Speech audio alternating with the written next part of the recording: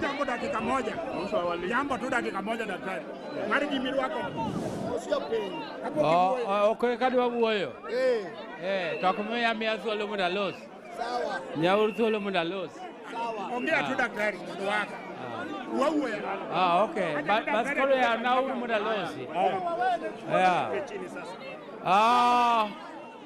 Wananchi wa Kibera, hamjambo? ODM. Okuena thuolo muda. Wena uru thuolo muda losi.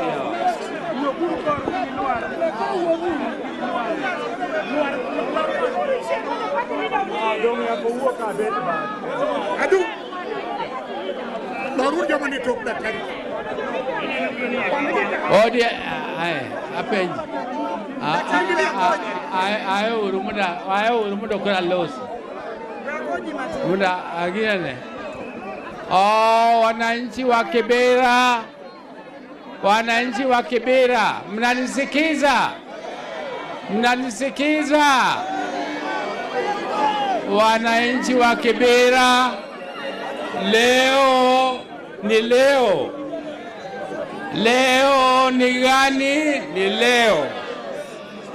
Mimi nimekuja Kibera, na Kibera ndio ilikuwa chanzo ya mwanzo ya mikutano ya hadhara zote Kenya mzima. Nimeanza na Kibera kwa sababu nilipoteza ndugu yangu rafiki, ndugu yangu ambaye alikuwa party leader yangu, na tumeishi na yeye miaka 80 tukiwa pamoja. Jodala wa poda yuago Raila. Okungeni poda yuago Raila. Emomi aduoge bedroom mar Raila mondo yuage kae machache bura. Itimori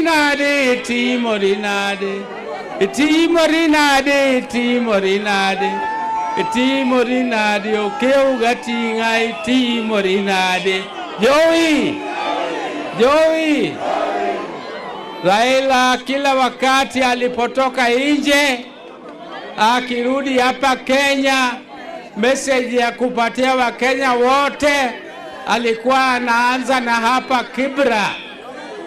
Raila alikuwa akitaka kutangaza tangazo yoyote muhimu, tangazo yoyote Senego onge ngama babu Senego onge ngama babu haya wito. Raila wakati yoyote alipokuwa anataka kutangaza kitu muhimu kwa Wakenya alikuwa anaanza na Kibera hapa. Kwa hivyo Kibera kwa historia yetu ya Kenya ya siasa ni muhimu zaidi. Hata wakati tulikuwa tunafanya demonstrations, Kibera ndio ilikuwa line ya mbele kwa kufanyia Wakenya demonstrations ya kupata uhuru. Kwa hivyo watu wa Kibera, mimi nilionea ya kwamba nianze mikutano yangu zote za Kenya hapa Kibera siku ya leo kwa makumbusho ya Raila, kwa sababu hii ndio ilikuwa bedroom yake. Sisi tumetoka Kilifi jana, na tuliporudi hapa Nairobi niliamua mkutano yangu ya kwanza ya hadhara itakuwa hapa Kibera.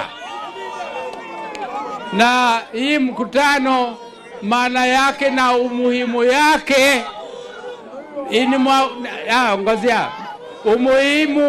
umuhimu ya hii mkutano ni ya kwamba sisi tumeamua tukiendelea mbele vile baba Raila Amolo Odinga alituacha kwa broad based government. Tumekuja hapa kutangaza ya kwamba tutakuwa hapo mpaka 2027, lakini mbele ya 2027 tutajadiliana na vyama vingine, kwa sababu hatuwezi kungojea mpaka siku ya uchaguzi.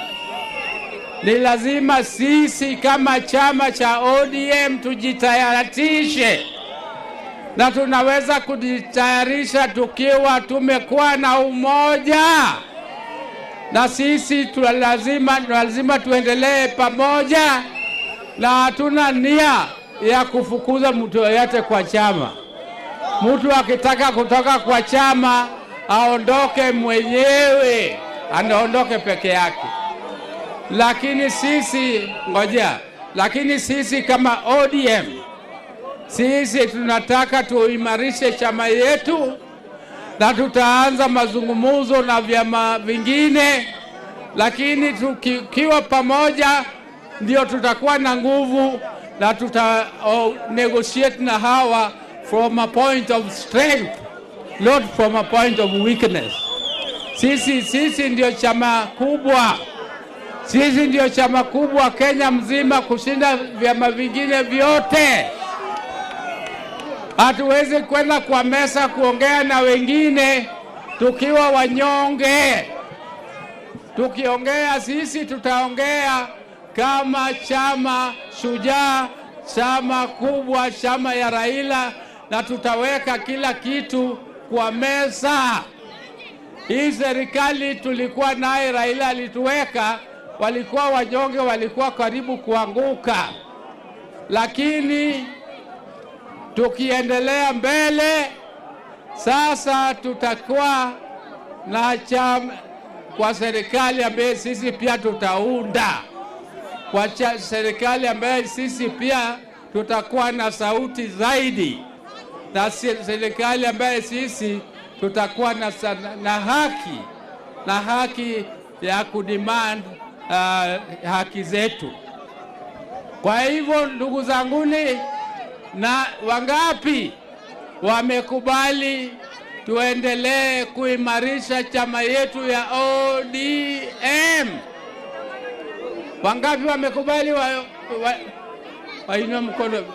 Mbona watu wa nyuma huko hawainui mkono? Asante.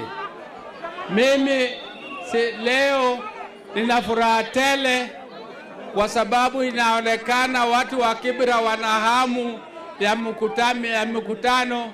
Hawajakuwa na mikutano ya hadhara kwa muda mrefu.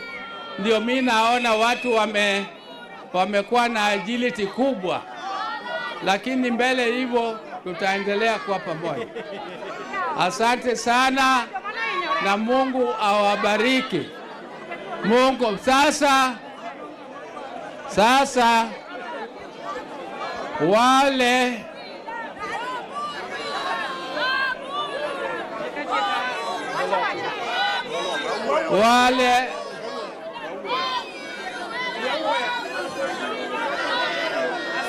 tutawaongezea. Mimi nitawapatia shilingi milioni 3 wale ambayo manyumba zao, milioni 3 wale ambayo manyumba zao zilibomolewa leo asubuhi. Nitawapatia 3 million on top ya ile ambayo ilikuwa imetolewa. Asanteni sana.